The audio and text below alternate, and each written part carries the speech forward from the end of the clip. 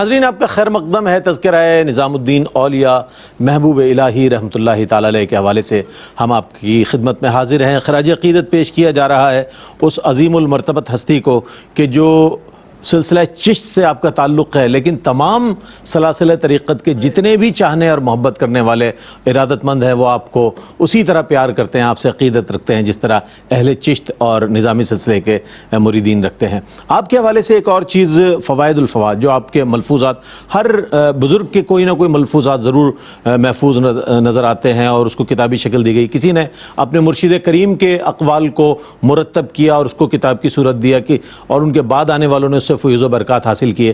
اسی طرح اس کو جو بقائے دوام نصیب ہوا فوائد الفوائد کو، اس کے حوالے سے ہم جاننا چاہیں گے اس کی خصوصیات کیا ہیں، اس میں جو آپ نے احوال اور اقوال آپ کی جو محفوظ ہیں اس کی اثر انگیزی کتنی، ہم یہ جاننا چاہیں گے۔ چونکہ حضرت نظام الدین اولیاء کا نام آئے اور آپ کے ملفوظات کا ذکر نہ ہو تو یہ میں سمجھتا ہوں تذکرہ نامکمل رہ جائے گا۔ کیا فرمائیے گا؟ بسم اللہ الرحمن الرحیم والصلاة والسلام علی رسول الکریم اما بعد۔ رئیس بھائی، بلا شبہ حقیقت یہی ہے کہ اللہ والوں کی شخصیات جس طرح مسند پر رہ کر لوگوں کو فیض پہنچایا کرتی ہیں، ان کے فیض کا اثر اللہ سبحانہ و تعالیٰ ان کی شخصیت کے اندر بھی رکھتا ہے اور ان کے ملفوظات کے اندر بھی رکھتا ہے۔ یعنی وہ جو آپ کے کلمات ہوا کرتے ہیں براہ راست جب آپ کی زبان مبارکہ سے نکل کر لوگوں کے کانوں میں جاتے ہیں تو وہ دل پہ اثر انگیز ہو جاتے ہیں اور وہ اس کیفیت میں راسخ ہو جاتے ہیں کہ دل بھی تبدیل ہوتا ہے، کردار بھی تبدیل ہوتا ہے، گفتار بھی تبدیل ہوتی ہے اور وہ سراپا انقلاب ان کی گفتار کے ذریعے بندے کے اندر ایسی تبدیلی آ جاتی ہے، ہم اگیر تبدیلی۔ اور پھر جس طرح اللہ والوں کا ذکر باقی ہے تو ان کے کلمات کو بھی اللہ سبحانہ و تعالیٰ بقا عطا فرماتا ہے اور رہتی دنیا تک جب تک ان کے وہ کلمات، یعنی اتنا اثر ہوتا ہے کہ اب وہ محفوظ ہو گئے، لکھ کر محفوظ کر لیے گئے، لیکن آج بھی اگر وہ ملفوظات، وہ الفاظ، وہ کلمات لوگوں کے سامنے دہرائے جائیں تو آج بھی ان کا اثر اسی انداز میں باقی ہے جس طرح حضور خواجہ نظام الدین اولیاء مسند پر بیٹھ کر ارشاد فرمایا کرتے تھے، اسی طرح اثر انگیز ہے۔ یہی وجہ ہے کہ سالوں گزر گئے، صدیاں گزر گئیں، حضرت کی جو فوائد الفوائد ہے، اس کا جو درس ہے، اس کا جو تعارف ہے، اس کا جو مطالعہ تمام سلاسل کے اندر جاری و ساری ہے۔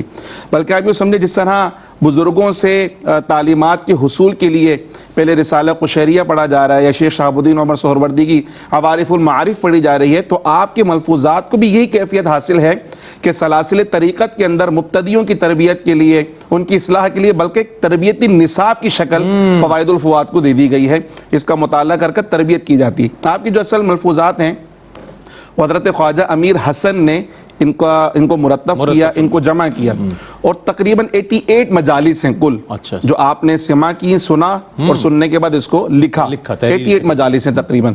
اب چونکہ خود حضور خواجہ نظام الدین اولیاء علیہ رحمہ کی جو ملفوظات ہیں وہ کس پائے کے ہوں گے، اس کو آپ اس انداز میں سمجھے کہ خود آپ کا علمی مقام کیا ہے۔ یعنی وہ شخصیت جنہوں نے باقاعدہ علم فقہ اپنے زمانے کے بہت بڑے فقیہ سے پڑھی ہو، جنہوں نے حدیث شریف اپنے زمانے کے محدث سے پڑھی ہو، اور پھر جب اپنے مرشد کی بارگاہ میں آئے تو یہاں پر بھی تعلیم و تعلم کا سلسلہ ہے، یعنی عوارف المعارف کی 6 ابواب پڑھے، قرآن مجید فرقان حمید کی تلاوت اپنے مرشد گرامی سے سیکھی، اور باقاعدہ ابو شکور سالمی کی تمہید وہ حضور بابا فرید الدین اولیاء علیہ رحمہ سے پڑھی ہے آپ نے۔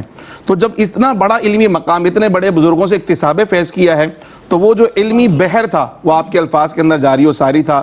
آپ کے ملفوظات میں قرآن بھی ملتا ہے، حدیث شریف بھی مل رہی ہے، حدیث کی تشریحات بھی مل رہی ہیں، قرآن کی تفاسیر بھی ہیں، اصول فقہ بھی ہے، اصول حدیث بھی ہے، بزرگوں کے احوال بھی ہیں، اقوال بھی ہیں، اور پھر ریاضت اور مجاہدے کے لیے تربیت کے وہ تمام عنوانات جو بزرگوں نے قائم کی ہے، آپ نے بڑے آسان پیرائے میں اس کو لوگوں تک منتقل فرمایا۔ چند جو آپ کی کلمات اس کے اندر جو ملفوظات ہیں وہ اگر میں آپ تبرکاً اگر پیش کر دوں تو یقیناً ہم سب کے لیے فائدہ مند ہوں گے۔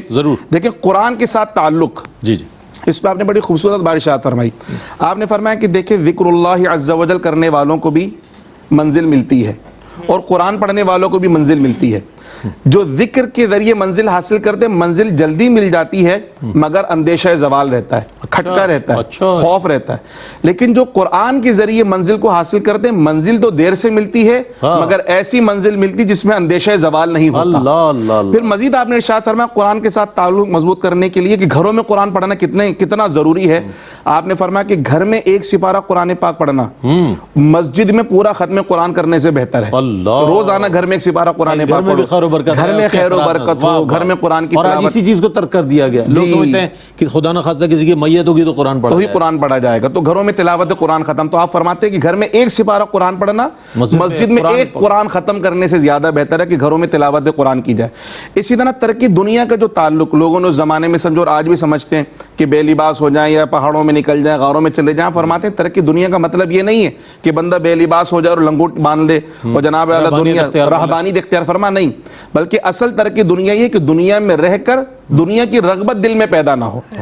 دنیا سے یہ ہے ترک تعلق، اس کو ترک تعلق ہے. دنیا میں رہو مگر دنیا تمہارے اندر نہ رہے.